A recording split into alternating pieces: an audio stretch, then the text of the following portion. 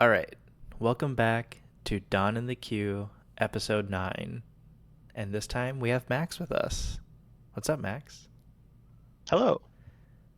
Oh man, I'm good. How are you? I just realized I don't have an anti-proverb. That's the one thing I forgot to do. The proverb is rules don't matter. Done.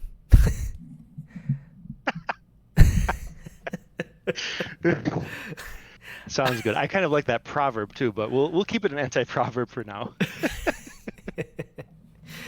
um so yeah, Octo's out right now. Um yeah, he's okay physically. He's fine, everyone. He's fine. He's fine. He just needs a little break, and that's okay. We love him. But tonight we have Max, and tonight's episode is going to be a bit different, I would say, than our other ones, because what we're going to be doing is the best way to say it is just critiquing the AGA rules and regulations that they have in place. Um, and I will preface it by saying I'm not here to be like, AGA sucks. Oh my God, they're so bad. Look at this, haha. But it's more, I have not read these. Well, I shouldn't say I haven't read these rules before because I did to prepare for this podcast. But after reading them, I'm like, I think things could be updated, to say the least. What? Anything you want to add to that, Max? Yeah, I think the mood has to be if I'm angry, it's because I'm such a nerd that I did read these rules and now I'm angry. Yeah. But that's pretty tempered, right? That's And a that's a good crowd. That's a good audience, right? y- Um, yeah. we care. We care enough to read these documents. And you, the viewers, should too if you care about Go in North America. As a little background, my day job involves me doing stuff that I'm doing for this show right here, where I'm reading through long documents and True. caring about the wording and how it all kind of links together. So when I read this, I'm like, oh my gosh, there are big things that need to be fixed. But of course, this is for a game. This is not for a medical device, so I can relax a little bit. um, Yeah. so yeah, A little bit though. yeah, a little Once we're bit. in the context of the game though, right? Then that's the way games are. Games Yeah, are fun like that. then You it you get into matters. this little world and then it's the only thing that matters, right? In fact, it's always everything in the game world. That's the imagination. So, True. yeah, it Um, it could be like if we really let ourselves, it can be the most intense rules dispute ever in the whole universe. So, so um, I'll post a link for those other nerds who want to look at the regulations in the descriptions for either YouTube or Spotify, whatever it may be. Otherwise, you can also just find it on the AGA website. They have it posted there.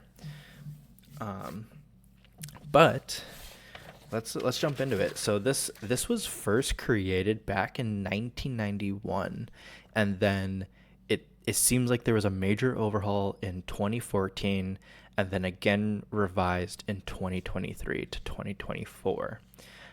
So there hasn't been many edits to this, which whatever. Um, but there will I be just to interject, there will be a slight curveball later on when we get to it about that potential fact. But we'll get. oh I'll wait. Yeah, okay. Yeah, so I because I went we should say that we both did independent research basically during this to prepare, and Pogogo and I are now kind of just having a basically a first legitimate conversation about this as this podcast. So yeah, we're we comparing both have our notes. own curveballs. Yeah. So the way I went through is I literally read the whole thing, and then I highlighted some things in yellow to just like touch on, and then there's like things in red that are pretty big in my opinion.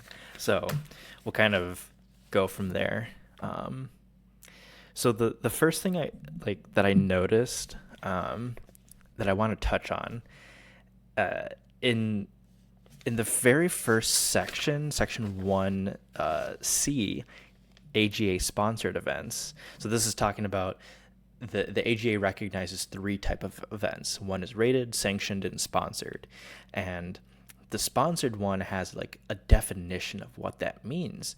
And I'm not going to go through this long-winded thing and read the whole thing, but the main thing I want to say is that a sponsored event has to have established event-specific standards, carries out or assumes any financial burden that may thereby result.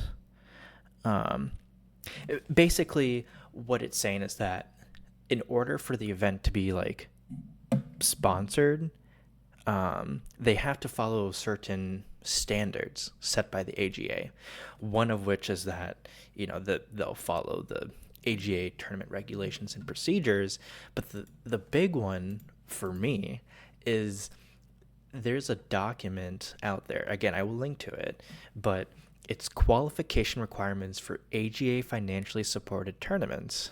So this basically says like if you want to host a tournament, this is what you need. You must fulfill all these requirements in order to receive funding. Okay, seems like a normal thing to have, but there's a few things in here that just bug me. The very first one is uh, da, da, da, da. Let's see.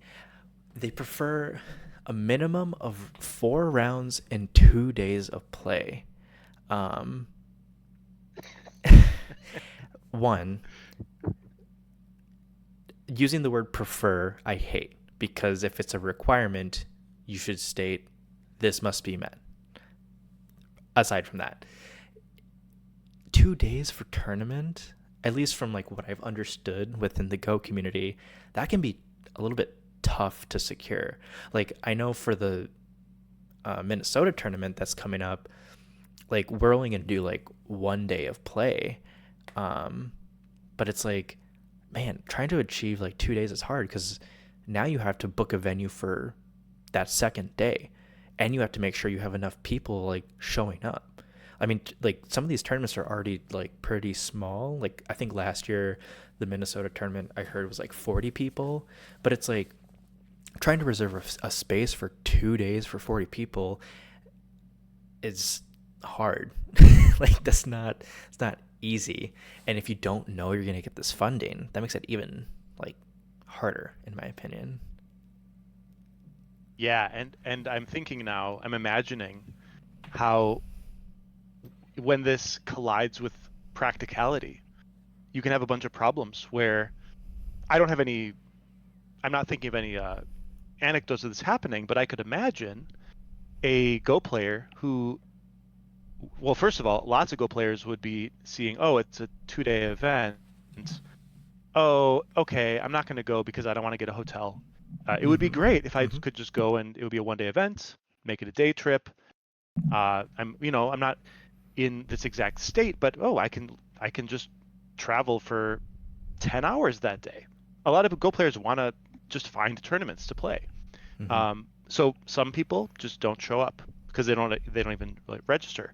Yeah. Even worse than that, which could be a negative feedback loop, is if some, I'll limit my judgment, but let's say some savvy people decide, oh, this is a 2-day event. I understand that, but I don't want to make it a 2-day event for me. So I'm going to go and then I'll just drop halfway through. Mm-hmm. Yeah. Dropping is always permitted. I mean, it has to be, it's just practically needed for that to be possible.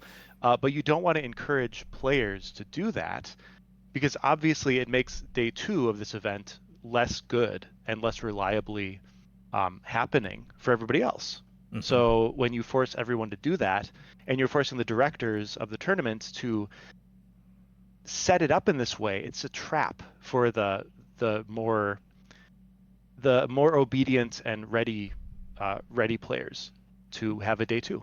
Hmm. Yeah, and I will say, I think the AGA kept that in mind, which is why they worded it as such, saying we prefer a minimum of such and such. But again, my issue comes is like where my issue is that if these are requirements, don't say prefer. Just say like the minimum is there must be 1 day of play. Two would be great, but one is the minimum. Like just say that instead because Yeah, yeah. Anyways, the other I'm gonna kind of group these together because they all bother me. Um, there's one is an application for recognition must be received a minimum of 45 days prior to play.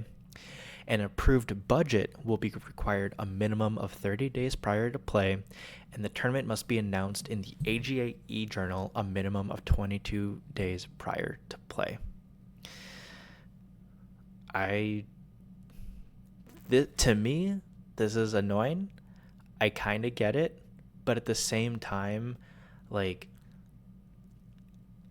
it can be hard to get this all together because really it is whoever is organizing the tournament that is taking on all this burden and trying to organize it likely themselves.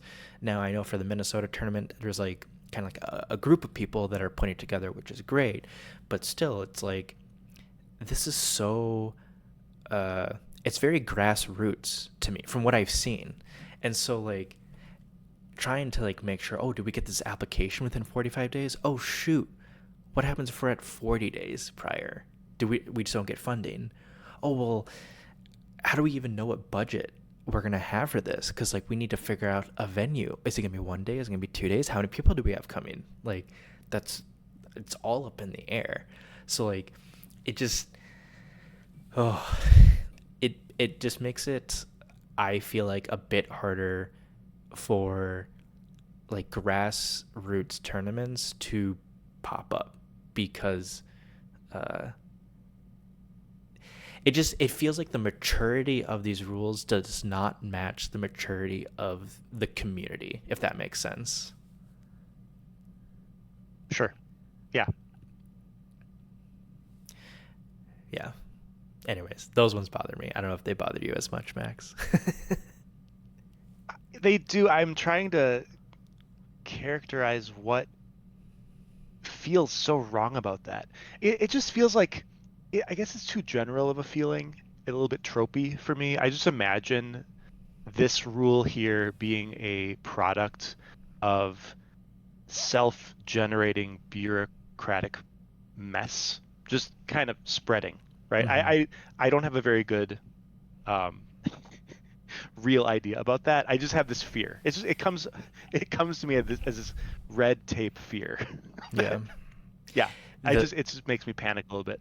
the last one that this this is a ridiculous rule in my opinion, and I'd be very curious to see what others have to say in the comment section. But the one of the other requirements is the event should be geographically distant around 75 miles or more from any other supported event within 6 months. What? That one is so crazy. So what this is saying is that if this tournament in Minneapolis is being held in October, let's say at New Year's they decide, hey, we're able to put on another event and we have everything sorted out and it's going to be huge.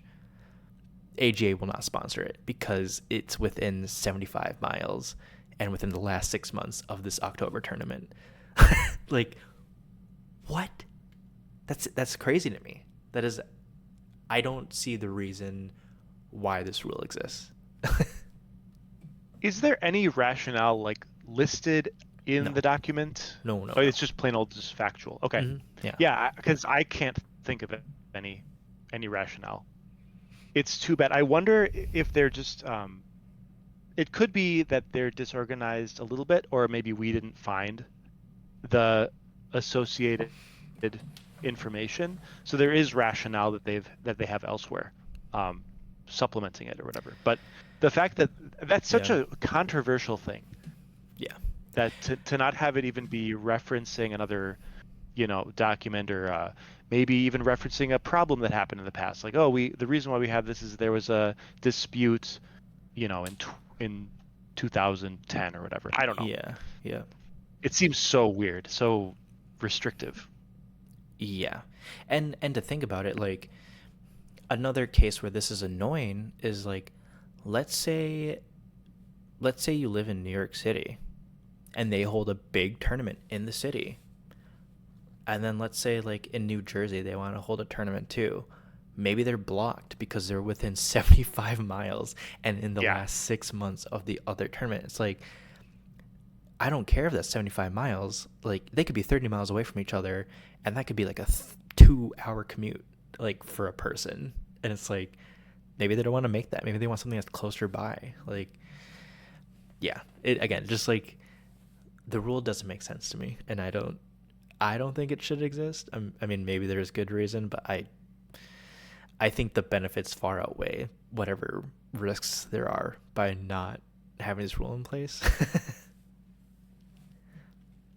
I'm having a crazy idea here. Hmm. Okay, there are two ways that are very different that I can think about this regulation, this rule. The first one is pretty simple. It's like this is the rule and this is what we do. And so when we make our decision to fund you, then from then on, or like in the past, that means that by definition, somebody else could not have been near you recently doing a similar thing. Okay. And then, oh, okay, it's true that uh, symmetry says that somebody later on near you can't do the same thing. Okay, that's the easy interpretation. What freaks my brain out is what if the people in charge of approving funding at the AGA start using this rule reflectively, where they think about, oh, okay, we know that we are restricted with how we dole out money. So when somebody applies, let's say some like little tiny shrimpy New York City tournament Hmm. applies, Hmm. reflexively or like with this weird reverberation of this rule, the AGA might say, you know what? We should pass on this. Not because it's a bad tournament, but because we know we're monopolizing ourselves out of anything else in New York for the next 6 months. So even though we would normally, in a more pure world, say yes, we're going to say no because we're waiting for something. I see. Yeah. Yep. I would. Isn't that weird? Yeah, and not to say the AGA would do this, but No, this is like I'm a not even possibility with blaming it the if they did rules. that. Yeah, yeah, I Yeah. wouldn't blame anybody like working under the AGA.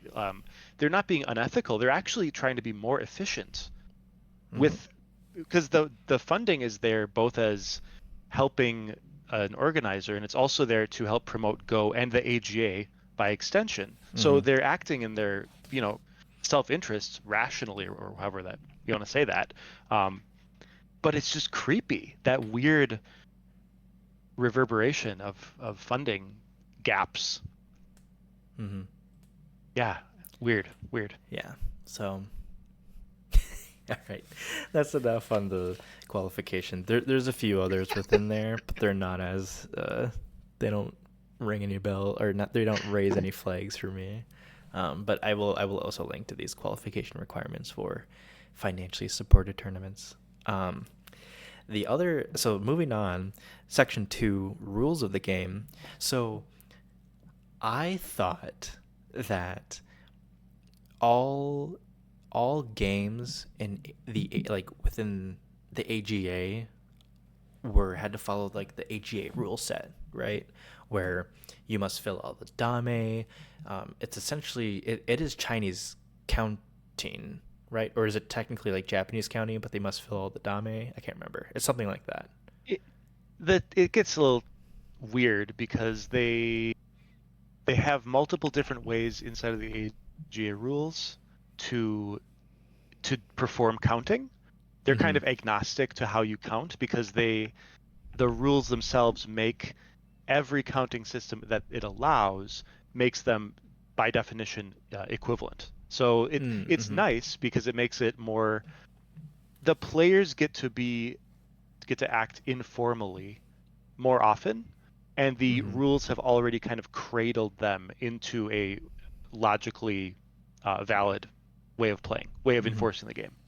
Got it. I'm not an expert, but that's what I've read Okay. basically from what they have in there.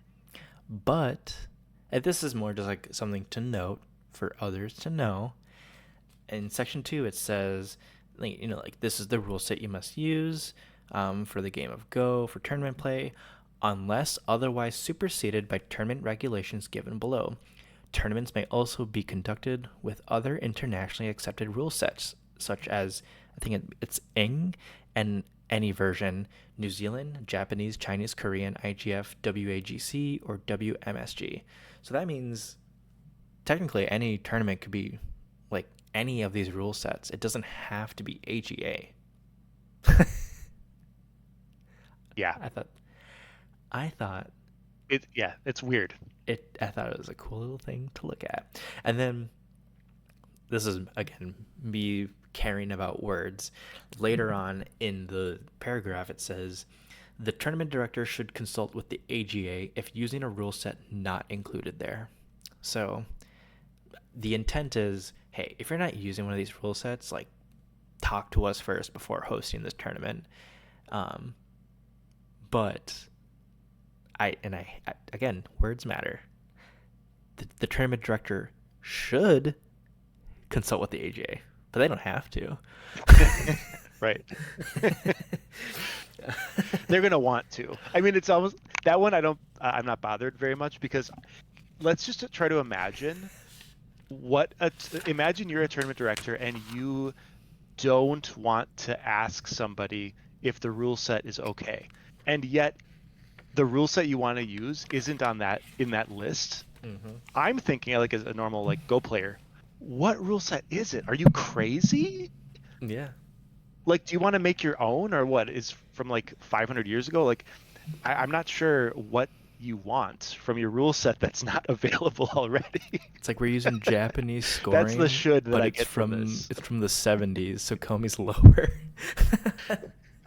Right, yeah, like okay, fine. Like but then it's okay. Like you asked us then, as you should have, and we're like, well, that's weird. Mm-hmm. They're not going to be, I don't think they're going to be part of the rating system. I think later on in that it says if you're not using there are certain restrictions where, yes, you can host the tournament and you can run it, and the players then can, of course, use their AGA ratings to help the tournament director make pairings and handicap. But there are restrictions on whether those games get recorded in and affect the ratings of the players, Mm-hmm. which makes sense, I suppose, right? It's like a fair, like, okay, it's still possible that we can fund you as the AGA, but maybe even though we're funding you, you're not going to be polluting our rating system in this way. Mm-hmm. That's my interpretation, at least. But sorry, unless you have something else to add, I want to add something to this No, go ahead. Go ahead. topic. Okay. So I also found it interesting that you can have all these different rule sets. Uh-huh. I didn't notice that until later. So I'm looking here at section 4. Yeah. So rulings and appeals inside Oh of yeah, this. yeah, yeah. Okay, yeah, here we are. Rulings and appeals. Big header 4. Um, and I go to, let's see, I'm checking my notes here. Yeah, okay, 4. And then section A, the header is rulings related to the rules of play on the board. Okay, Mm-hmm. so these are the parts of the game that the tournament rules are agreeing are at least partially, I mean, majority of this is governed by the actual rules of play. So you would be, as a tournament director, inserting your rule set into this for what the legal moves are, like how you play, all these normal things you have to do in the game of Go. Mm-hmm. So the language that is so confusing to me is a little bit later in that paragraph. Okay. And it said, okay, here, I'm just going to read this part. This is all of the confusing stuff for me. Mm-hmm. I'll just start okay. A copy of the rules should be readily available for consultation. Okay, so all the players know, yeah, they know Yep. which rules you're using. Okay, so I'm going to read verbatim from now on. The opportunity to request a ruling is limited to the players involved. No ruling will be made following a complaint by another person. The opportunity to request a ruling is limited to the period of time between the completion of the placement of the offending stone or the offending action and the placement of the next stone by the other player. When a player moves, it is an explicit acceptance of the prior play. Mm-hmm. If the tournament director observes a rules infraction but no protest is made, after the move is accepted by the opponent, the tournament director may interrupt the game to explain to the players what has occurred. No ruling will be made, and the game will then continue. Okay, so this is a complete departure from what I researched, from every other allowable method of running a game of Go. Mm-hmm. It's very bizarre. I'm not going to say it's wrong, but here's the problem. In the AGA rules of Go, this is not the tournament rules, the actual AGA rules of how the game is played, Mm. it kind of repeats this idea. And to sum up the way that AGA rules kind of work, it's the most casual, friendly rule set, right? We already talked about how it allows different ways of scoring because people from different countries uh, have traditional ways, and all of those combine in like a weird way to all be the same only inside of the AGA rule set. Other rule sets simply do not allow this. They say, no, you're playing area scoring here, or you're going to do territory scoring here. That's the end of the story. Mm-hmm. AGA is more open-minded. AGA rules are in fact so open-minded, and this I just learned this today when I was doing the last researching here. The AGA rule set permits the board to be in an illegal state for an indefinite period of time after a player has made an illegal move. Did you know that, Pagogo? Did you have any inkling that was true? Say that one more time. So the board Yes, happily. can be The in a the legal actual state. board, yes. Okay. Yeah, I'll just say it again because it is the most bizarre thing. I had to read multiple times and because I couldn't believe it. In the rules of Go, the AGA rules of Go, the only time that you can, if I'm playing against you, right? And if I play an illegal move, so maybe I retake a ko and the rule of ko has been broken, right? And you can say right then, uh, Max, you have to take that move back because I'm catching you right now. And that was illegal. I'm like, oh, true. Okay, I'll take that back. We rewind one step. And then the penalty in the AGA rules is that instead of my play, I am forced to pass. Now, that's all fine and good. That's all legitimate and makes sense in every rule set because in every rule set, you can take back a move, a single move, and then possibly be penalized. Mm. What's crazy in the AGA rules is if I play a move, and this is the craziest one, I play a move that is a self Atari of multiple stones, and I do not notice that it is an illegal move because suicide is not permitted. I Yep. place these stones, right? And you also you could see it or not, it doesn't matter. I do not announce that my play is illegal. I play my stone. My chain of stones has zero liberties. Yep. My play does not capture your stones. I have Mm-hmm. done a really weird thing. We should never see this in the game, Mm-hmm. right? But I do it. You are my opponent. You are allowed to wittingly or unwittingly let it slide. You didn't see it or you don't care. Yep. And you play your next move, and then what happens? Nothing happens. It's crazy. Well, no. Nothing happens. You know what's even worse, Max? As I just thought of this, let's say you self Atari, right? And they don't notice it, and all of a sudden, because of that self Atari, it allows you to capture the group that was surrounding your group. That's right. Yep, you caught it. That's right. Think about the way that the game would go if I have self-ataried stones that were not detected by my opponent, and that opponent unwisely, like you, unwisely let them live. Mm-hmm. From my point of view, it looks like those stones are actually immortal for like forever. Because how are we ever going to reestablish that they should be captured? Never again will a liberty be taken away or added to those stones. Mm-hmm. What's so weird too is that if this occurs, where you self Atari and then the opposing player makes a move, and the tournament director observes this, there's no, they're not allowed to say you must rewind. It says the tournament director can interrupt the game and be like, this is what went wrong. Now continue the game. It's like, Yeah. how do we continue? Because everything is technically is dead. Like, do we just take it off the board? Like, Yeah. And you can't. You can't. So I kept thinking about this. I'm like, how is this actually resolved in the game? And mm-hmm, I looked I kind of read the AGA rules more creatively, maybe. mm-hmm. And my guess is, let me refer to this. Let me read the actual um, and words here. and just to note to the viewers, if this is like people at a cafe playing, like, oh, you solve it by just being like, take the moves back. But like, this is like the Yeah. rules that are listed here. Yeah. Yeah. Like this is about like we're trying to make sure that this isn't even a problem with dishonest play or collusion. All of these things I don't think those cause a problem here. Mm-hmm, The nightmare scenario that I was imagining is, let's say we have two DDK players, new players to the game. These are the players that the AGA wants to keep happy. They're just they don't know anything, right? They like this game. They have no idea what's going on. They miss mm-hmm. lots of things. How many DDKs have self-ataried?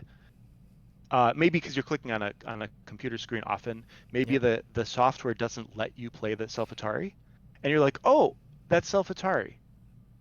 But this is a game over the board.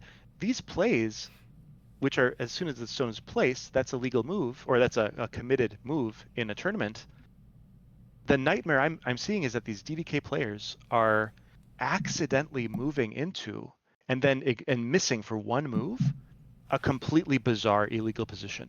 Mm-hmm. And the rule set then only lets the tournament director tell them, not even change, just tell them, hey, by the way, your game looks broken now. So this is my hope. So I have one, maybe it's not even a change to any rules at all. Maybe it's that the interpretation is a little bit wild. So I'm going to read the rule of capture from the AGA rules. It says capture. Uh, Stones of the same color are said to be connected if, oh, let me skip ahead. Sorry, this is not the right part. Here we go. After a player moves, any stone or string of stones belonging to the opponent, which is completely surrounded by the player's own stones, is captured and removed from the board. Okay, Mm-hmm. so maybe the rule of capture in the AGA rules is actually super exotic. What a weird idea. So let me explain what I mean by this. Okay. In our game where I've played Self-Atari, right? Mm-hmm. And you play a move, you don't notice, you don't care, you let those self-ataried stones live for one turn, right? So you play a move, you Tanuki. Mm-hmm. Now I can't do anything. Even if I see what I've done, I can't do anything. So I play any move, we're just playing the game. It looks like, ideally, this is my wish, and I hope somebody later on comments here to make me feel better, because I would like to know the answer to this. Maybe it's the case that then you, my opponent, can in any future turn, and in fact you're encouraged to do this, when you play any move at all, right? You approach some other corner, whatever.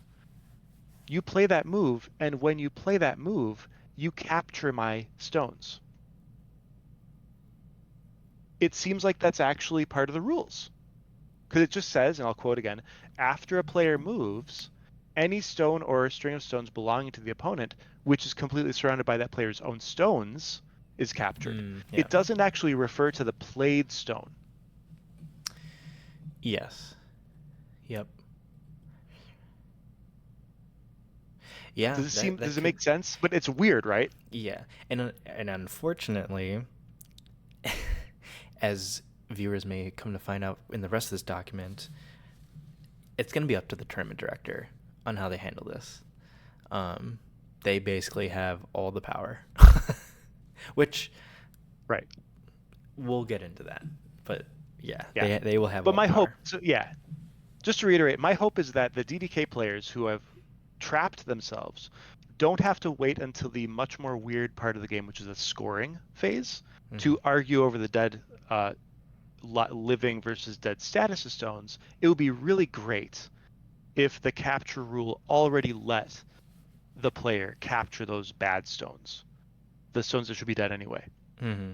So anyway, I hope somebody lets us know what the official, factual, hopefully pre-existing solution to this is without needing uh, an actually disallowed intervention by the tournament director, because it says explicitly the tournament director can't do anything.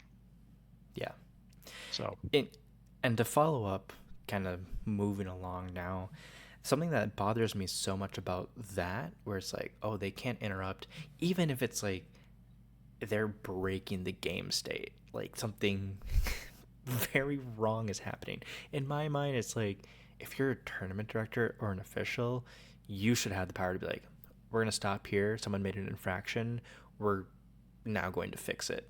Um, but maybe that's because I come from the world of chess where that like happens. But the next part that bothers me is in that same section, section B, rulings on issues not defined by the rules on the board. It talks about uh, if a player is in violation of the regulations regarding etiquette or conduct as described in the AGA Code of Conduct are disturbing either their opponent or other tournament games, the tournament directors may step in at their own discretion and give a warning or initiate a ruling as appropriate.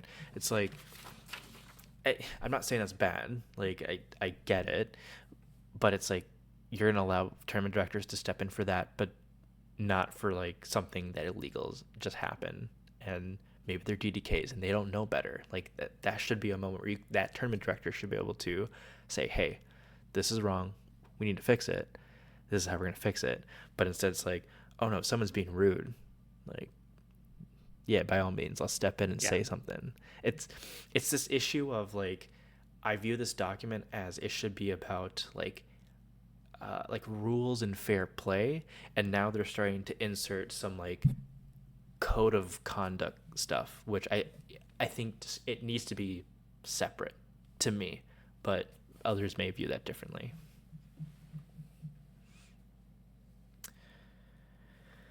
yeah. Okay. I'm trying to think.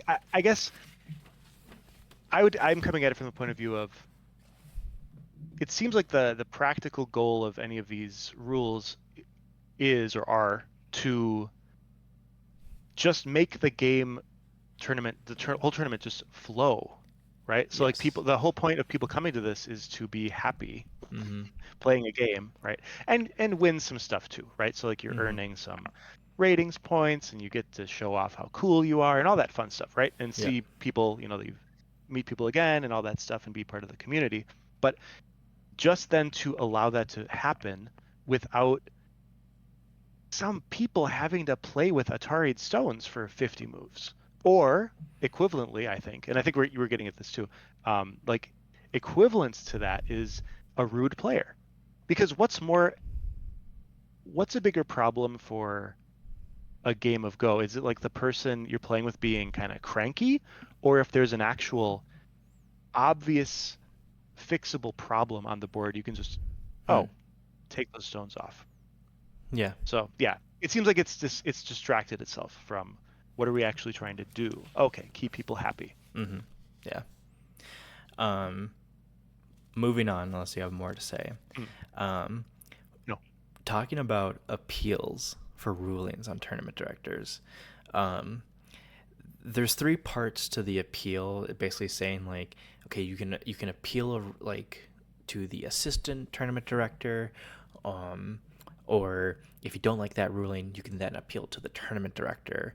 And then let's say someone doesn't really like that decision, the tournament director has the choice to basically make an appeals committee, either on the spot or like predetermine who the appeals committee is.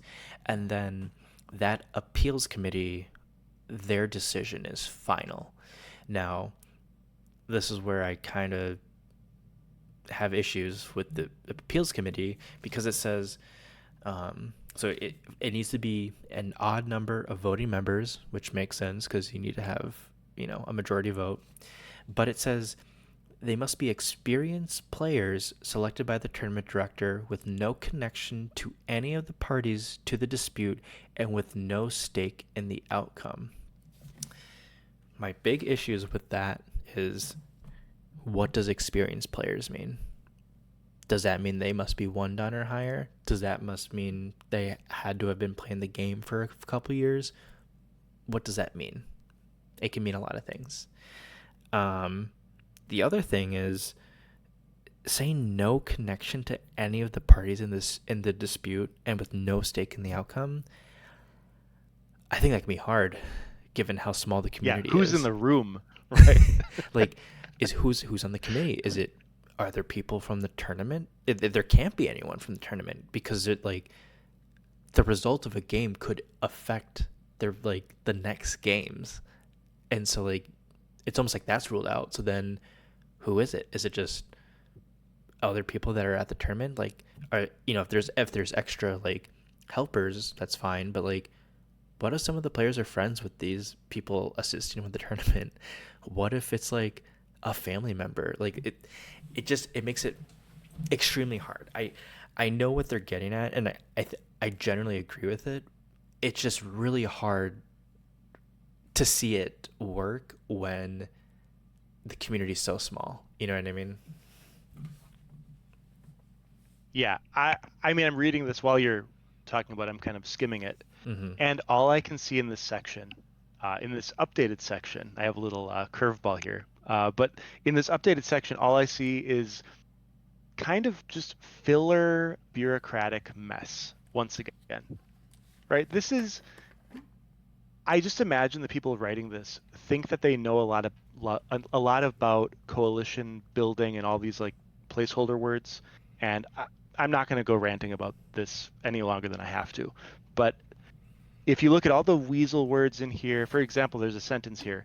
The director is strongly encouraged to employ an appeals committee if there is sufficient time during the event.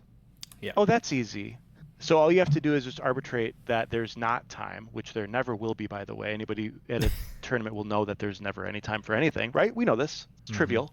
And then, oh, so there never will be a need to read section 3, which is the formation of it, and then we're never encumbered with a problem of bias because we're never going to get there. Mm-hmm. And I hate that, right? That's clearly not what the intent is here, but the weasel words just erase everything. Yeah. The thing that's really annoying for me is that a lot of the rules that I'm finding and that we've talked about so far, they're very the word that I like to use with my team at work is it's really squishy, meaning what does this actually mean and say? It's it can kind of go any way. Like it it just Yeah. gives too much power to the tournament director for them to make decisions, which can be okay, but it's what qualifies someone as a tournament director? Is it just someone that wants to hold a tournament? Do they need to be certified by Right. any means? Do they need to read any rule set prior and show that they understand it? I don't know. And part of the issue too, and kind of what you're saying is they're using what seems to be maybe standard or boilerplate verbiage or wording that would be used in other games, but I think the issue comes with the fact that the community of Go in North America is just, it's so small. And so, and I see this in my work where it's you have to scale this document to what makes sense for like your company and like what you do. And so trying to make this into something where it's like, oh yeah, we're this huge organization, like, I'm sorry, Go is not. It's so grassroots. Like it's smaller than any like esport out there where they only have maybe like a few thousand players. Like that's in like that's how small it is. Like it's tiny, and they have like, you know, rules and regulations that are, they fit them. They're not trying to be like, oh yeah, we're the League of Legends and we have this whole like rules and code of conduct. It's like, no, no, no. They're just a smaller game. They're trying to have absolute rules just to get by. If something comes up where it's like, hey, someone poked a hole in our rules despite us trying to be like absolute, it's like you make an edit. You just say, you know what? Yup, this situation came up. We're going to make an edit to the rules. But it seems like what I kind of gather reading this whole document, and I know we still have a lot more to talk about, but it's like I think a lot of it is just left up to the tournament directors because perhaps AGA doesn't want to like revisit these rules frequently. They just want it to be like squishy enough that anyone can kind of interpret it any which way they want, and it's fine. And not to say like, oh, there's a huge issue with the rule set. Like tournaments are falling apart across the country. Like, no, I'm pretty sure most tournaments are fine. But like, again, this is our rules and regulations that we are here to follow. And if someone wants to be a real dick about it, they can take advantage of it by knowing the rules. Yeah. Now that being said, here's a curveball for Okay. you. I have evidence that there has been improvement with this document Oh. Okay. because there is a past document which is uncredited by the current revision that we are looking at today. Wait, what So do you mean? on the on the front page of first page of this, it Mm-hmm. says the first edition of this was 1991, and it Yep. gives like authors and contributors. Yep. The second edition was 2014, Yep. and then revised 2023 to 2024. Yep. As I was looking around, I found, and actually it wasn't that hidden or anything. There is a so-called old version of this, which there's a link, you can find it on their website, which it says old version. But it's not from those years. It's actually from 2005. And I was so amused because I was in my little legalese kind of brain at the time. I'm like, okay, I'll bite. Let me read this a little bit, skim through. Mm-hmm. And I saw that there was a big change with this section involving how to deal with all the tournament director's responsibilities. And so here we are complaining right now about how the tournament director has all this power. Yeah. Well, in 2005, there was somebody who the tournament director answered to. There was another entire role called the tournament chairperson. Wait, so And yeah. so you're telling me, and I'm assuming this is not like a chairperson, as in like they were the chairperson for every single tournament across the country. It was probably like you needed to appoint a chairperson. Yes. Oh It's my only for this one tournament. It is literally, so if you look at the difference between the 2005 document and this one, this modern document in a lot of sections, well, it's totally taken away the role of tournament chairperson, right? And then it's moved all of those non-existent responsibilities from the chairperson and put them on the director, and then simplified the director's verbiage for like what it actually is doing to make more sense, right? It's much terser because it's squishy in the good way, right? The new rulings, the modern way it's written is it's lenient in the way it's like, oh, this person actually has authority, so they can do pretty much whatever they want. Yeah, within reason, but we're not going to enumerate all these crazy things that the old rules from 2005 enumerate. I'm not going to go into the weeds here and read all of them, but Mm-hmm. it looks silly. It looks symptomatic, actually, Hmm. reading the 2005 rules and be like, wow, if I thought that somebody was obsessed with bureaucratic nonsense in 2023, I should read the 2005 because it was just an obsession. So that's gone. That's goodbye, chairperson. We don't need you. We never needed you. But yeah, so that's my little discovery here. All right. Moving. That was cool. Thank you for that, Max. Um, moving on. Um, I highlighted this one in red, and I think maybe it's just because like this could really like mess up a tournament, but like it's part of the appeals in section. It's on section C where it says appeals number 4, which is about next round commencement. So it says the Oh next yeah. round cannot commence until all appeals from the current round have been settled, unless the decision will not severely impact pairings. So basically, you can't start the next round until we settle whatever that disagreement is, which, I mean, should be the case. But I don't like that it also is like, unless the decision will not severely impact pairings. It's like, what? Yeah. What do you mean? Um, yeah, so just let people know if there's a dispute and there's a little appeals process, your round's going to get delayed, most likely. um, moving forward, the next thing I found funny was in the player conduct and etiquette section about smoking. I laughed. Yeah. Hmm. So it says smoking is subject to public law, the tournament director, and one's opponent. Only if all three allow it can one smoke in the playing area. If there's a separate playing area for smokers and both players agree, a tournament game can be played there.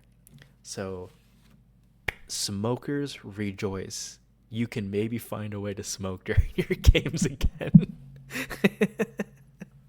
Yeah. I I just found that one interesting. Don't go peer pressuring people so you can go smoke during your game. But I think the thought of just like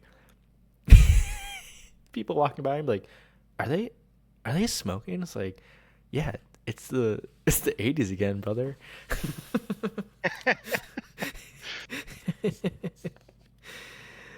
Yeah. uh, Yeah, okay. yeah, it just seems very old. Very like, not that it's bad, whatever, but it's just, do we need to be writing this down? It's taking up space on a piece of paper now. I don't know. Yeah, it's like, yeah, it's a silly one to me. Um, And also, part. I thought about this. What about vaping, right? I mean, isn't that the Oh extension? Like, yeah. how bad is this, right? How like I'm not going to be the guy.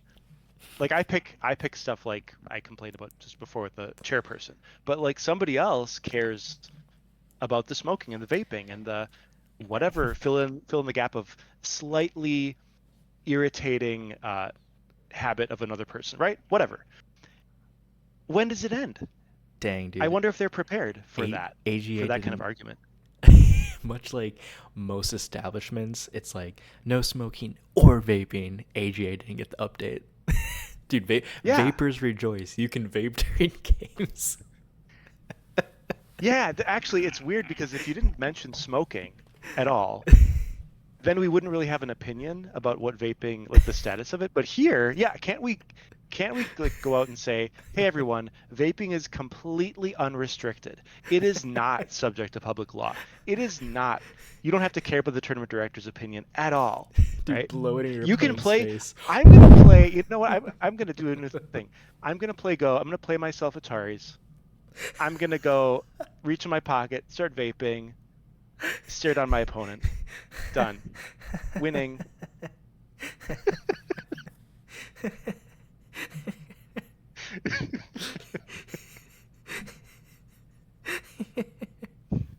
Oh my god. Max is just going Here, to be a these are menace to two the next liberties I don't tournament. need. Okay. The next one, this one actually does bother me quite a bit. This is about clock reminders. So, A player is never required to remind an opponent to punch the ladder's clock. That's where it should end. Because in any rule set, like in chess, you don't need to like remind your opponent like, "Oh, hit the clock."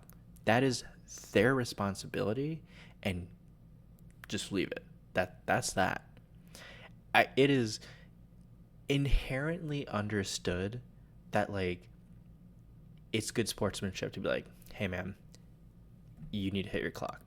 And then like the one reminder, that's it. After that, leave it. But in the rules it says, however, good sportsmanship asks that they do so, at least for the opponent's first laps. That doesn't need to be in there at all. Like, Right. it can just be, you don't need to remind them to punch their clock, period. Done. Moving on. But again, this is my issue of you're now inserting like etiquette and like manners into this document that like I don't think should be here. Yeah. I But didn't make a note of it, but there's a similar thing that I read. It said something like the player should do this out of a sign of respect for their opponent. yeah, yeah. And I read that as in I know what gestures, are like just of like respect. If you tell me that that's the utility of that action, if you try to write it down too cleanly, you're giving me like the opposite tool. It's like, oh, I get it. So if I am a bad sport and I don't like my opponent, then I'll not do this. Mm-hmm. Before I wouldn't even think of this, but yeah, I'm trying to like take the demeanor of a cranky person here. Yeah. But it's bad. Don't even set it up like that. Just leave it unsaid. We know. I want to play my move. I'll tell my opponent, please hit your clock. I want to capture your stones. Yeah. Next move. Yeah. I can't do it yet. Yep. Okay. This next part, this this one bothers me. So this is section 6, administration of play. And it says, a tournament director may not override any section of this document indicated as absolute and should only overrule other sections after careful consideration and announcement before play begins. Now, my issue with this is that there, it's all just kind of weird to me because why are you indicating there are some rules that cannot be broken, but then others that can be bent in various ways, as long as the tournament director like has considered it and announces it. And what about the other parts in the document prior to this, where basically they give the tournament director power to do appeals or rulings? They can break these rules technically. Like, and this is all because it says like, oh, they must follow it unless it says it's absolute. It's like, well, what about the stuff about like appeals? That was in the previous section, and it didn't say anything about a rule being absolute. So it's just like it's more about the consistency of like what they're trying to get at. I think the intent is for section 6, this like absolute thing applies, which I don't think should be in there, but that's just me. But like every other section of the document outside of section 6 needs to be followed like to a T. But that's just like complicating things. Like, why not just be like, no, everything must be followed in this thing? But yeah. Any comments on that, Yeah. Max? Yeah, it kind of reminds me of it's a different angle, I guess, but the absolute thing, it's kind of similar to like the mentioning smoking. It's like as soon as you mention this thing, it is discrediting other things you're not mentioning, right? Mm-hmm. So it's like, oh yeah, this is absolute, and then you remember, it's like, wow, I've been reading pages and pages of confusing rules. I'm so relieved because I'm a lazy thinker. I'm relieved that now everything before this is just floppy relative language.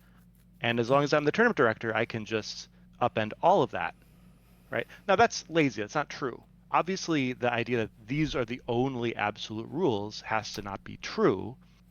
But then here we are again trying to understand, and then it's confusing again. It's a new wave of confusion. It's like, well, if these, so these are absolute and other ones are absolute too, and you didn't want to tell us those are absolute because it wasn't relevant then?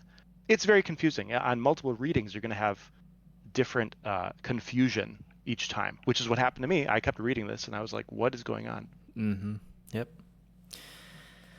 The next part has to do with within Section 6, subsection 1, ratings and rankings. Section E of that says, if a player has no established AGA rating, the tournament director will assign a provisional rank using the best available information. So meaning like, what's your Fox rank, what's your OGS rank, stuff like that, yada, yada, yada. And then it says, the tournament director shall correct this provisional rank if subsequent play shows it seriously in error. This worries me. I don't like that they have that power. Because, like, what if for one game this person plays phenomenally and maybe the tournament director is only like a 2Q? They can just say, oh no, you're not a 1Q, you're a 2 Don. Yeah. or But or yeah. oh, you're not a 2 Don, like you're a 1Q. Like, I don't like that they can just fix that rank, because that also means like that previous pairing may not have occurred if the ranking was different. Yeah, I think there might be some details here with the way that this interacts, like that we are not aware of, about Mm-hmm. the way that this ends up contributing to the ranking system. That Okay. doesn't bother me very much because I'm thinking of it as here you walk up to the tournament director who's not necessarily a very strong player, Mm-hmm. of a Go player, right? And so you tell them this or that, and either you're wrong or you didn't know or you're out of date, and somehow instead of being like a 5 Don, you're a 5Q. Maybe some other, like casually, some other player who happens to talk to the tournament director says, hey, this player is going to have a really terrible time because they're so bad, they're not the right rank. And then, but the thing that's the same here is that in each case, both the first time the tournament director gave the provisional rank, that was by basically a like a rumor. The rumor has it that you're 5 Don or whatever. Okay, give it to you. But that's the same level of information as later on when you see, oh, this 5 Don just lost against like everything died. Everything died against another 5 Don. Okay, maybe they are a 5Q. Mm-hmm. So it's not that one. I think the idea, the word correct, okay, the language, the term direction shall correct this provisional rank. That's too normative. Okay, I agree that that should be taken away because the idea should be the tournament director shall have the power to give a completely new provisional rank if somehow this isn't working, right? Mm-hmm. It's like if it's provisional, then it's fair that this or the next one or the next guess, they're all equally guesses. And that doesn't, then it doesn't bother me. Okay. It still seems very wobbly, but I Yeah. can see the practicality of that. Yeah. Okay. Yeah. Um, Next one, which I know Octo was excited to read, has to talk about handicaps. Um, it says, if used, handicaps shall consist of the number of stones difference in rank between the two players, unless otherwise specified by the tournament director or tournament software. So we can do reverse Comey as handicap as opposed to just stones if we wanted to. Mm-hmm. Mm-hmm. Doesn't that sound great? It sounds like something. Yep. Sounds like an option that people should know about. I bring this up because Octo just hates handicap stone games, and to me, to some extent as well. Um, so It'd be nice to not have to play a handicap game if possible, but I realize I must face that future come October if I play someone lower ranked. Sure. Yeah. Um, okay. Da, da, da, da. What is next? I'm gonna kind of skip through some smaller ones because we're already at an hour max. Can you believe it? We're talking about rules for an hour. I can believe it. Um, I am this petty. oh, this is a funny one because it just made me think of the anime. But it said players may not consult any reference outside their own mind. To do so is a cheat. If a cheat is determined to have occurred, the game shall be forfeit. So basically, it's just saying like, hey, you know in Hikaru no Go where that guy had a book on Josekis? Yeah, you can't just whip that out. Yeah. Historically, they used to do that. It was completely like gentlemanly to do that. Very anciently, like Yeah, hundreds of years ago. it's But so weird. not today. Um, okay, this one is more just like redundancy for me. So I'll kind of highlight what's being said. This is talking about like cheating essentially, but like in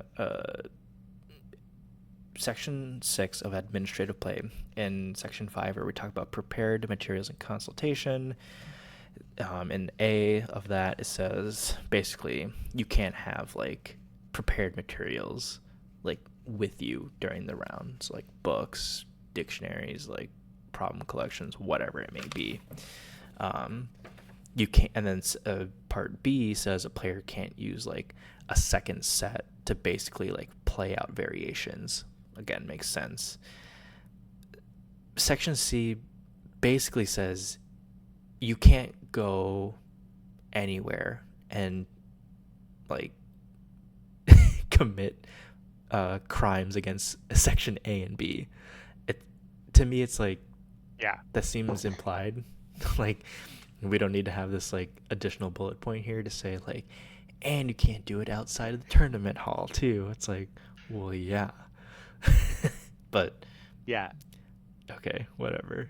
This is like I'm thinking of it's like this section is one of those like, oh, we have like a genie like in a bottle thing, right? And we're gonna Mhm. get a wish, right? We get three wishes. And it's trying to be like overly precise to be like, okay, we want no one to cheat at Go, but we have to write down all the different things where they can cheat. And the genie later on is like, you're stupid, they're still gonna cheat. But so like wish not granted, and you wasted my time. um, moving on. And then section 6 of that, use of clocks. So this one, funny enough, Octo was very surprised by, and I thought it was very normal given like my background in chess. But basically, for viewers out there, if you're white, you get to pick which side of the clock it's on is on. So if you're right-handed, place the clock on the right-hand side.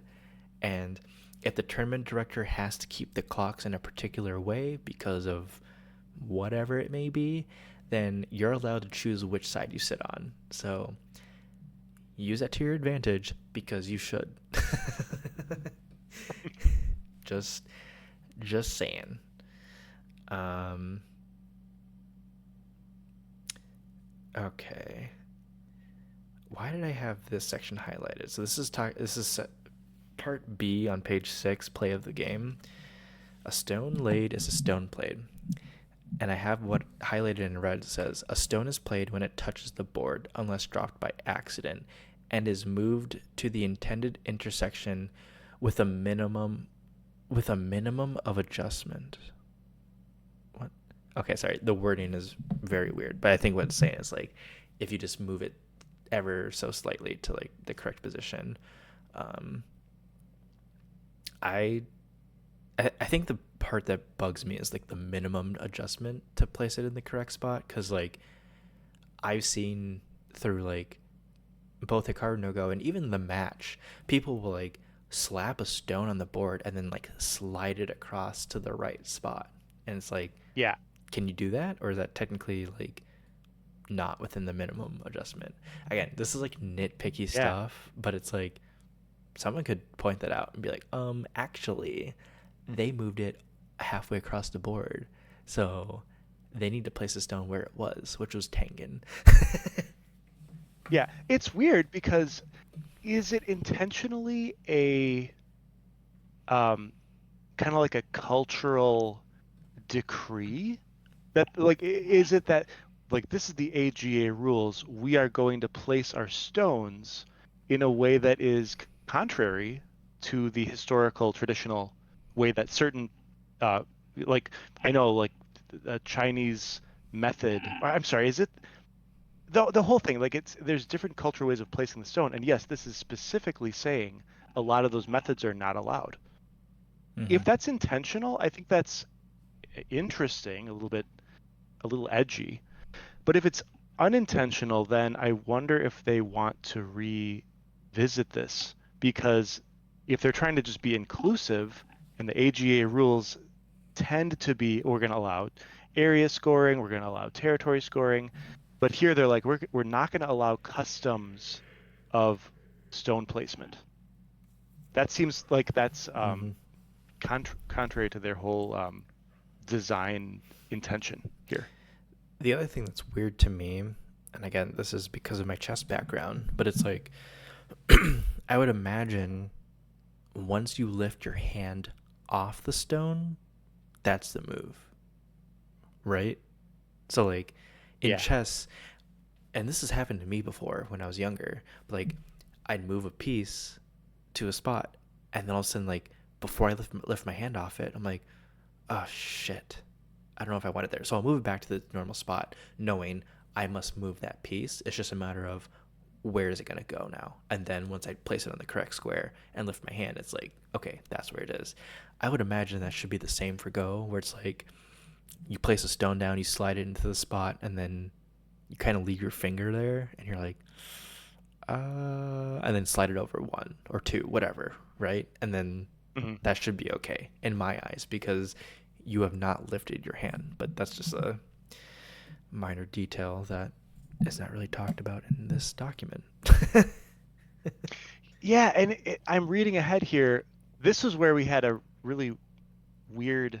I was confused about this following bullet point where it says completion of a move, Oh yeah, yeah, yeah. talking about, and this is one of the absolute rules. Everyone, pay Mm-hmm. attention. Can't break this one.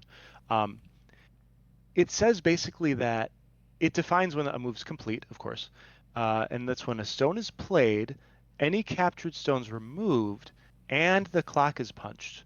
Or in a non-clocked game, when a stone is played and any captured stones are removed. And then it says, in a clocked game, the opponent may play at any time after the other player's hand is no longer obstructing access to the board and captured stones have been removed, regardless of whether the opponent has punched the clock. And then it says, this rule is absolute. And so it seems so weird to me. I would imagine ideally you want a single mode of interaction where you are committing your play and that's the final say.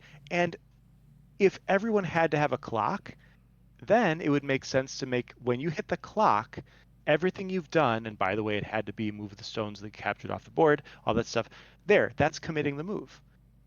But Mm-hmm. just because they're permitting unclocked games, now they have to do apparently this weird juggling of when like priority or like choice is being passed between the players. And for me, I can't figure out like exactly how that works mechanically. Mm-hmm. Well, the other thing that's annoying about this is like if I make a move and then my opponent moves faster than I can hit the clock, like does my clock just remain running?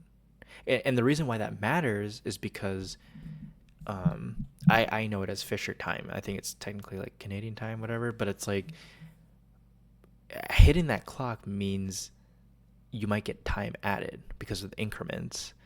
And so Hmm. if someone moves fast enough that I can't hit my clock, what happens? Does my clock get hit and then they just hit it back immediately? Do I leave it? Because if I leave it, that's effed up. Because that Yeah, means because you missed that bonus time one time. yes, yeah, yeah, Yeah. yeah. Um, so I don't know what it all means, because it doesn't really define it. But in my mind, basically, you should not make a move until your opponent hits the clock. In my opinion. Yeah. And um, visual here, just a reminder that I said the rule is absolute. This rule, like bullet point 3, completion of a move is absolute. But that's the only absolute rule in the entire section here. yeah. But it's the confusing one. This is the one that I can't figure out why everything else has to contort itself around this absolute thing. Mm-hmm. Yeah. I I'm not fond of it. I'm not fond of it. So, I I'm don't. glad that casually speaking, this doesn't turn into a problem. I know that, right? We Yeah. play a game of Go, boom, boom, it's fine. Yep. Nobody should be on their last 1 second anyway, and I kind of forgive foibles when somebody is that low on time. If they lose by time, that's kind of just a casualty of what it is. But Mm-hmm. still, it kind of feels weird to be like, oh, the technicality, I can blame a technicality. I didn't lose by time, I lost by a technicality. Yeah. I'd still be like, well, you lost by time, but then the rules are kind of fuzzy right here. Mm-hmm. Yeah. Okay. Moving on. I'll just touch on this. We don't need to go too deep into it, but just to let people know, if the tournament director decides this, you can adjourn play, meaning games can be stopped. You can seal a move and then come back at a later time. Like that's allowed, and there's actually pretty good rules in my opinion that describe how to do this. So, yay. Yeah. Yeah, it's necessary to have that. Yeah. So, and it's Oh. going to be cumbersome no matter what, but it seems historically based on how to do it, right? There's Mhm. like a ceiling of a move and all that stuff. So, Mhm. Okay. This is an important piece talking about completion of the game. Now, remember earlier when it said you can use a tournament director can choose to use any rule set that was like listed, right? So including like, let's say Japanese, okay? Now, as part of completion of the game, it says both players should continue to alternate play until all neutral points have been filled and all repairing moves made, which we know in Japanese doesn't need to occur. A game is over when both players pass in succession or after white passes last, as required by AGA rules and some other rule sets, and agree regarding the life and death of all groups. Resumption of play is governed by the rule set in use. AGA rules will apply if the rule set in use does not deal with this issue. This rule is absolute. So what the fuck is that comment earlier about you can use Japanese rules? Because clearly you can't. So oh, true. That you're right. Actually, I hate that. You're right. This is terrible. This sucks. Yeah, it just hit me. Yeah, you're right. That's totally incorrect. There's no way that works. So if this rule is absolute, then toss that other garbage out the window. AGA rules are the only thing you can use. Yeah. Yep. Yeah, because you actually can't have any. Oh, Japanese rules just don't work. Yeah, I mean it's well defined how Japanese rules settle dead groups. It's Mm-hmm. actually, I know it's going to be, I'm going to get some real hate in the comments, but the Japanese rule set is probably more, it's the most practical way of resolving which groups are alive and dead.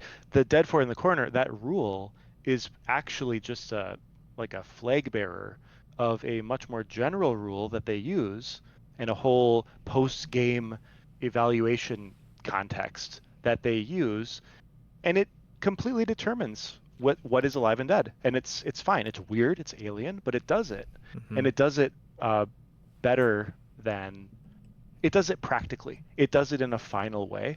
But here, I mean, it requires that also. And so when the AGA rules have to intervene, it's just kind of like white out that part of the rules, Mm-hmm. then it doesn't work. Yep. And then right after that, it says the last to play should stop both clocks. And I'm like, who cares? Why is this in here? Um, Yeah. yeah, that's a dumb thing in my mind. Um, and then we move on to, so that was the big one for completion of the game. The rest of that I'm okay with. But then there's timekeeping, which, so this one's weird to me because it says the AGA does not absolutely require the use of clocks during tournament play, but very strongly encourages it. So it's like, oh, a tournament director could be like, no, we're not using clocks this tournament. Just people move at your own pace. But then it says, oh, but if you are using clocks, here are one of three approved systems, like settings. And I'm like, why are we now like putting restrictions on the time that's used when you clearly just said the use of clocks is not required? Like it just seems weird to me that all of a sudden we go from you can do whatever you want to, well, actually here's what you have to do. I think that that's related to the, oh, excuse me, related to the problem maybe that this document is trying to cover too many different layers of support, right? So Mm. this is the way that the different levels, like the three different levels of sponsorship and all that stuff, um, only in the most restrictive situation are the games going to be actually part of the rating system's data set. And so, yeah, so E1 here, it says these are the minimum time controls for a game to be accepted by the rating system. So there's like step one, okay, we can maybe even fund, like help fund your tournament, and you don't need clocks. But then, oh, we'll fund it, but those games can't come and be part of our ecosystem unless consent to these time controls. Mm-hmm. But it's confusing because like we don't. I want to read one document, right? Like, okay, am I a tournament? Am I trying to fund a tournament, or am I trying to like rule, find good like stable rulings for what happens in a game? Two different readers are reading the same document here. Mm-hmm. Yeah. Okay. The okay, I'm gonna call it this next one, and then after that, Max, if there's other big ones you want to talk about, let's touch on it. Okay. Um, Actually, we're good. We covered all of the stuff that I really cared you about. covered So okay. You yeah, covered all the big ones. Okay. So then yeah. I'm gonna actually jump to some other ones that are important. Um, oh, this one's like I want to say a typo that Octo found when he was reading it on his own time. But on page 9, where it talks in section 13 that says overtime play may be conducted in one of three ways, they only list two, which is Japanese and Canadian, and then they kind of give out more details on that. So something to fix. um, oh, this was a fun one. People can enter a computer into the tournament, assuming the tournament director allows it, and that uh, essentially the computer needs to be created by that person. Um, but what's also funny about that is that soon after it says both the computer and the operator must be AGA members. So you, you have to pay for two memberships. um, so yeah, fast forwarding again. I will skip the cheating one. Um, there's this appendix F that talks about self-promotion and assignment of provisional ratings, and um, something I found interesting in this section, and I think you were finding interesting too, was it says downward adjustment will be made only in a clearly demonstrable case of disability, such as a stroke. Period. Yeah. Lack of recent practice, no matter how long, is insufficient. I found that one very, very interesting to say, oh yeah, no matter how much like you've been out of the game, and even if you have like some maybe like evidence through games online that like, hey, I'm not as strong anymore, they're like, no, you can't lower yourself. But if you're like, Yeah, hey, I had a stroke, they're like, oh yeah, you're good. Where do you want to go? yeah, I don't mind the actual idea that they're trying to convey here, but I Yeah. have trouble reading the sentence because it's just like kind of rude. Like I think that it needs the word medical in the sentence, like the word medical.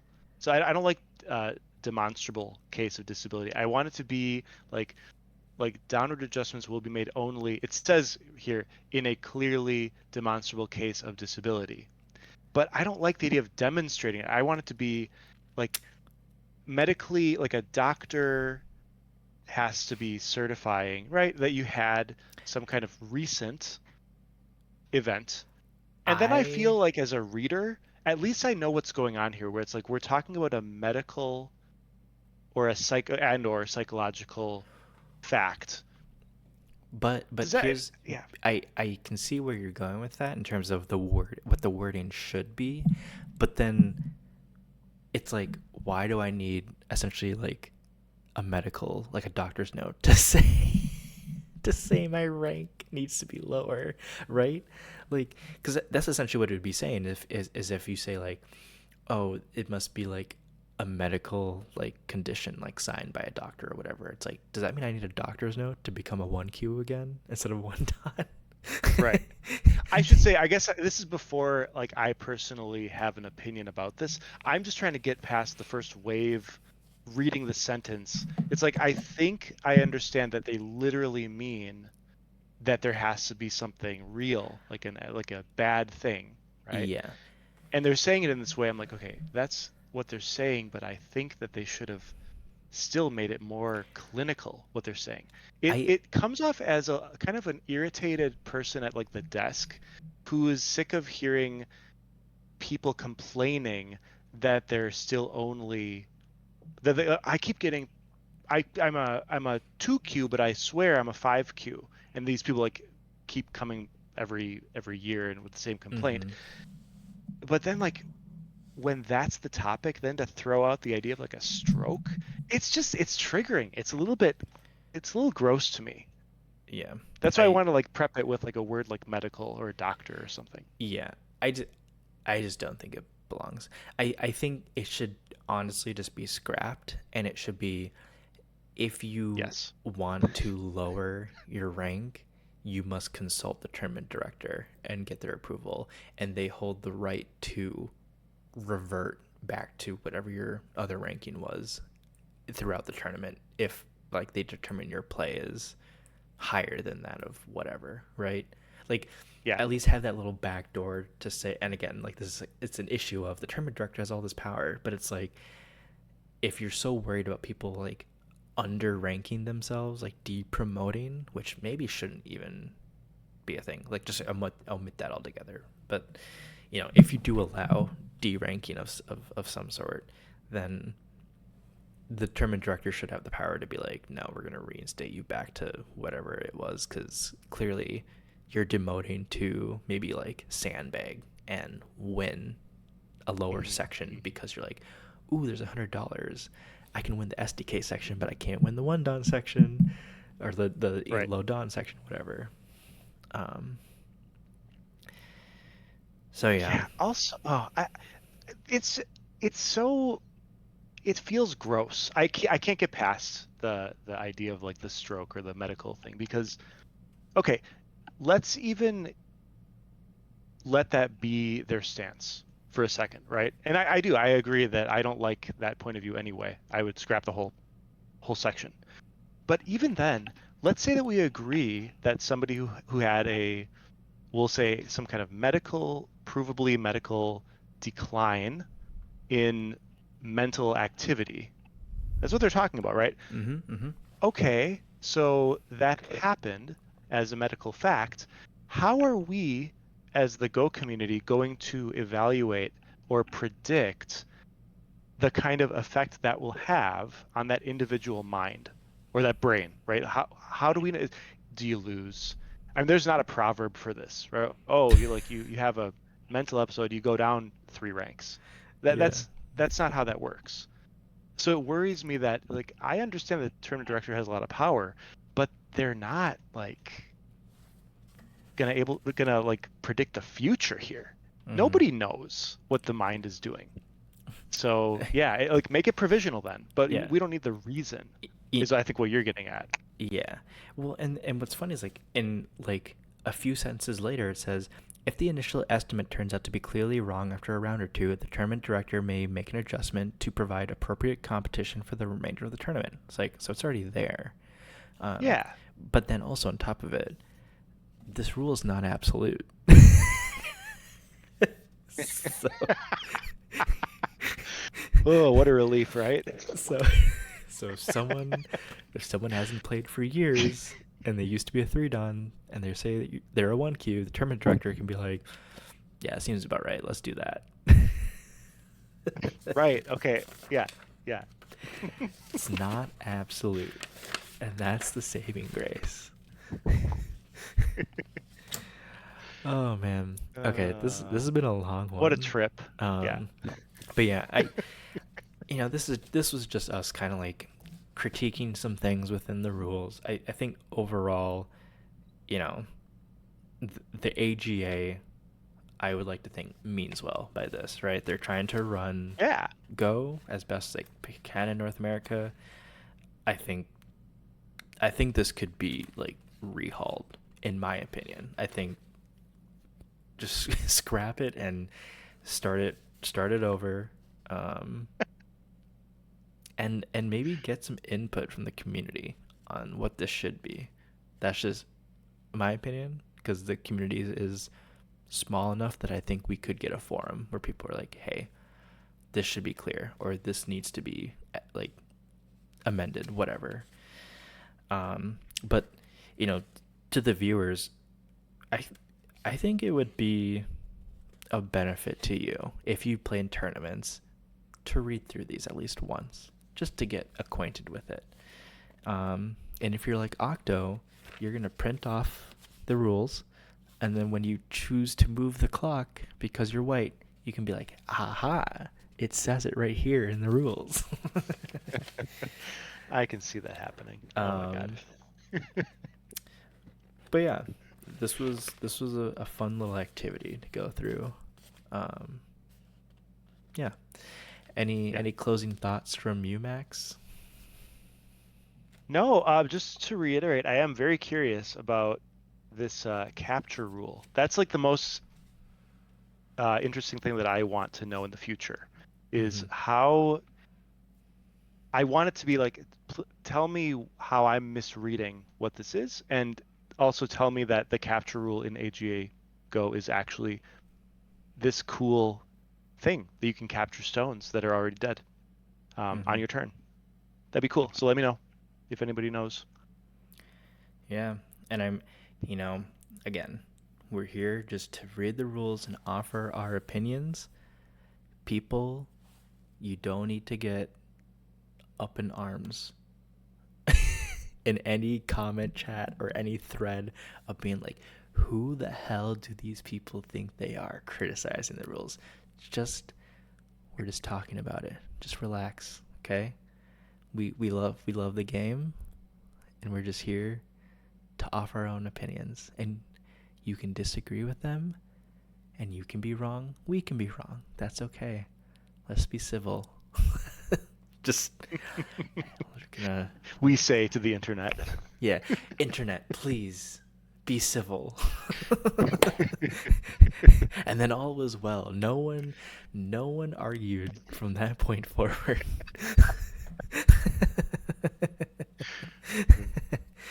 uh, um, so yeah, this was episode 9. There may be a bit of a break between episode 9 and 10.